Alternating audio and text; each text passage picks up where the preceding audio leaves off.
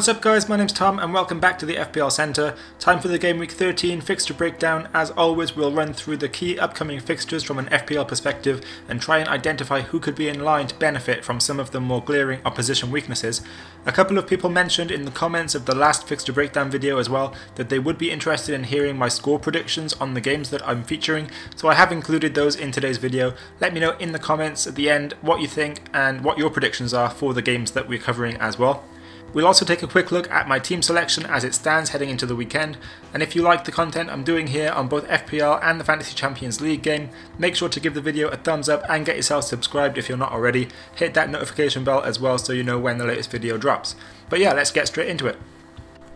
So first up, we'll take a look at the game between Everton and Cardiff at Goodison Park, where there's been some talk among the FPL community of an opportunity to captain Richarlison in a good home fixture here against one of the weaker defences in the league. Lucas Digne has also proved to be a popular replacement option for the injured Benjamin Mendy heading into Game Week 13. Now for the season as a whole, Everton ranked 10th for big chances created with 24, the same number as Southampton, and that's actually 3 more than Arsenal have managed so far this season. They also rank 8th for generating shots inside the box with 96, the same number as Watford, and again a few more than Arsenal there.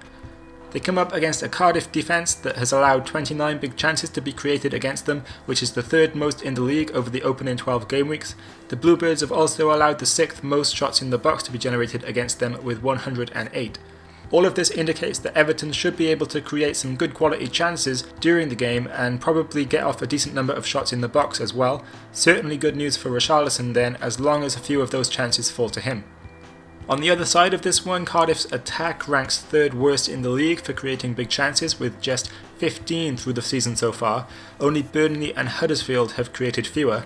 They also rank in the bottom half of the league for generating shots in the box, although with 88 attempts recorded from inside the area, they do rank higher than the likes of West Ham here and only have 1 less than Arsenal.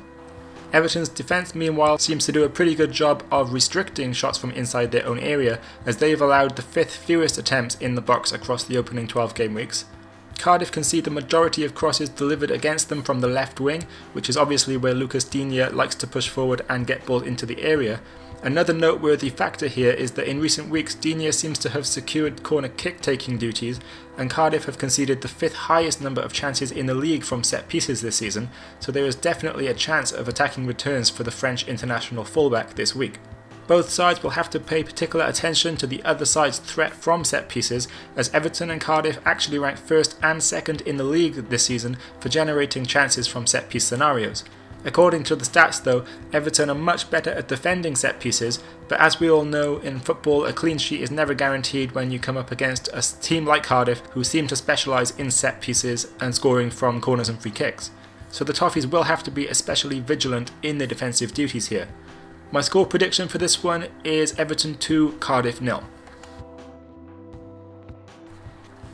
Next up, we'll take a look at the game where Watford host Liverpool, and a lot of FPL managers will be captaining Salah in the hope that he can repeat his exploits from last season against the Hornets, where he scored 5 goals and got an assist across the 2 Premier League games these sides played, although only 1 goal came in the 3-3 draw at Vicarage Road. Liverpool come into this one having created the joint 5th highest number of big chances through the season so far, and they've also generated the 3rd most shots in the box. Although in recent weeks it seems as though they've not quite been at their best, dropping to 8th for creating big chances, actually with 2 fewer than Watford over those past 4 weeks, and they're joint 6th for generating shots in the box, with the team that they're currently tied with again being Watford there. Meanwhile, Watford come into this one tied on the season with Liverpool in joint 5th position for creating big chances, with both teams on 30. The Hornets also rank 8th for generating shots in the box, tied with Everton on 96 and only 2 behind Manchester United. The past 4 weeks have been particularly impressive for Watford, as they've created 12 big chances during that period, with only Manchester City and Chelsea creating more. As I've already mentioned, Watford are also tied with Liverpool for generating shots in the box across the last 4 games, with both sides having recorded 35 attempts from within the opposition area. Defensively though, as you might imagine, Liverpool have been much better than Watford over the season for limiting the number of big chances created against them, with only 11 big chances conceded by Liverpool, the 2nd fewest in the league, compared to the 20 conceded by Watford, which is still pretty good at the joint 7th fewest. Liverpool also rank better for conceding fewer shots in the box, as the 62 they've allowed is third fewest in the league compared to Watford, who have allowed 77 shots on goal from inside their area. Again, that's still good, and it's the 6th fewest total there. In fact, over the last 4 game weeks, Watford have only allowed 3 big chances to be created against them, which is the second best in the league, and only Chelsea have conceded fewer over that period. The Hornets have also only allowed 24 shots in the box to be taken against them over those 4 weeks, which is only 3 more than Man City have allowed. What all of this adds up to is potentially a very tough game for Jurgen Klopp's side away from home, as Watford seem to be capable of both limiting the opposition and creating plenty for themselves. You'd still expect the quality to shine through and for Liverpool to get the win, of course, but it may not be a particularly easy or high-scoring game. Watford do tend to concede the majority of chances against them from both wings though, which does play into Liverpool's strengths there with Salah and Mane, but the number of chances Watford concede overall isn't that high, so expectations should be tempered. This one is pretty tough to predict, but based on everything I've mentioned here, I think I'll go with a pretty low scoring game here, and I'll say Watford 0, Liverpool 1. Next up, West Ham host Manchester City at the London Stadium on Saturday in another game where FPL managers may be looking to the likes of Sergio Aguero and Raheem Sterling as captaincy options. We all know by now that Man City are the side creating the most big chances and generating the most shots in the box this season, although over the last 4 weeks Chelsea have actually managed to match Guardiola's side for big chances, with both teams creating 16 over that period. West Ham on the other hand rank in the bottom half of the league as an attacking outfit, with the 7th fewest big chances created and the 8th fewest shots in the box attempted so far this season. The last 4 weeks have shown some big improvement for the Hammers though, as over that period they've created the joint 4th highest number of big chances, level with Liverpool on 10, and they've also generated the 5th highest number of shots in the box during that stretch of games, ranking higher than both Liverpool and Manchester United there. Despite this recent improvement, they do face the best defence in the league here, as Manchester City have only allowed 9 big chances to be created against them all season, and they've only conceded 1 goal from open play through the first 12 game weeks. The reigning champions have also conceded the fewest shots in the box in the league. The Hammers' defence in comparison has given up the joint 4th most big chances to opposition teams and the 8th most attempts on goal from within their penalty box. Again, recent weeks have shown some improvement for Manuel Pellegrini's side, but even with that improvement they don't quite offer the same challenge as Watford should to Liverpool based off of everything we covered when we looked at that game. Perhaps this gives the City players an edge this week when it comes to who we should look at as our captain. West Ham concede the majority of crosses against them from the left wing, in fact with 144 crosses being delivered into their box from that side alone this season, only Brighton are worse at preventing crosses from that flank. Great news for the 4.5% of FPL managers who are Leroy Sané owners then, as he should run riot down that wing against a 33-year-old Pablo Zabaleta, assuming that Sané starts with Mendy out injured. This is also potentially great news for Sergio Aguero and Raheem Sterling, again assuming both play this one, as they should be getting into the box here on the end of these deliveries, and they also should rack up plenty of chances to score throughout the game. My prediction here is mainly about trying to guess how many goals City are actually going to score, but I think I'm going to go with West Ham 0 and Manchester City 3. Finally, we'll take a look at the biggest game of the weekend as Spurs host Chelsea at Wembley in the Saturday evening kickoff. Not many people will be looking to the likes of Hazard or Kane as captaincy options in this one, you'd imagine, but plenty of players involved with high ownership here, so it still could have a decisive impact on whether those arrows are green or red once all is said and done. Both sides come into this one as top 5 attacking units in the league over the season so far. Chelsea have created the joint 2nd highest number of big chances, tied with Bournemouth on 38, with only Man City creating more, and Maurizio Sarri's men have also generated the 2nd highest number of shots in the box, with 141 across the first 12 game weeks, again with only Man City achieving a higher total there. Spurs rank just behind Chelsea in 3rd place for creating big chances with 31, just ahead of the likes of Liverpool and Watford, and they also rank 4th for generating shots in the box with 109 so far this season.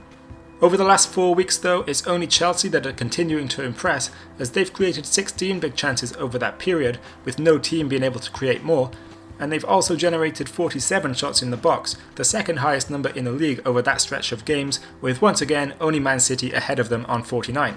Spurs meanwhile have only created half as many big chances over those 4 weeks, with 8 in comparison to Chelsea's 16, That's the same number as Newcastle over that period, and Pochettino's side have actually generated the 5th fewest shots in the box over that period too, with just 25 attempts on goal from inside opposition areas. That's the same amount as Crystal Palace have managed, and 2 fewer than Huddersfield. Defensively, Chelsea and Spurs are actually level for conceding big chances, with 18 each given up to opposing sides. That's the joint 4th fewest in the league. Spurs have given up significantly more shots in the box though, with opposition teams being able to generate 95 attempts on goal from within their area compared to the 60 conceded by Chelsea.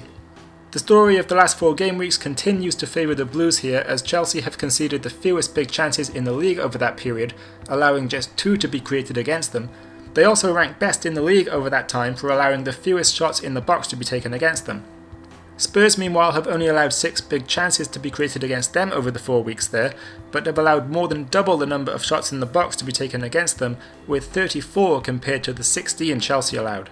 That's the 7th highest number in the league there for Spurs, and more shots in the box conceded than Cardiff and Huddersfield in recent games. Spurs concede the majority of crosses against them from the left wing, and as we speculated before, this could be due to how attacking Kieran Trippier is, leaving space in behind to be exploited on that side of the pitch. Now we know both Eden Hazard and Marcos Alonso will be eager to take advantage of this, and could both be in line to benefit on this trend if it continues. As far as a prediction goes, I think all the signs here point towards a Chelsea win, but away from home in a London derby it's never quite as straightforward as looking at the stats, and I can still see Spurs scoring here, so despite everything pointing towards a Chelsea win, I'm going to go for a 2-2 draw. Now this is the team selection as it stands. I'm around 75k in overall rank right now following a red arrow in Game Week 12. I'm pretty happy with that at this stage of the season though. Of course it's always nice to get a green arrow though, so that's what I'm hoping for again this week. Patricio will come off the bench and into the starting lineup this week for Wolves' home game against Huddersfield. An easy decision really there, with Fabianski facing Man City in Game Week 13. In defence, there's only one transfer for the week, and that's with Lucas Digne coming in to replace the injured Benjamin Mendy, giving us 2 million in the bank now for potential future transfers. He'll play alongside Alexander-Arnold, Doherty and Alonso as we move to a 4-4-2 this week. Aaron Wan-Bissaka will take the 3rd bench spot. Midfield remains unchanged from Game Week 12, with Sterling, Hazard, Martial and Brooks all keeping their starting spots this week, and Højbjerg is currently set as our first choice substitute for his game against Fulham. And up front we're sticking with Aguero and Callum Wilson, while Marko Arnautovic drops to the 2nd bench spot due to the game against Man City.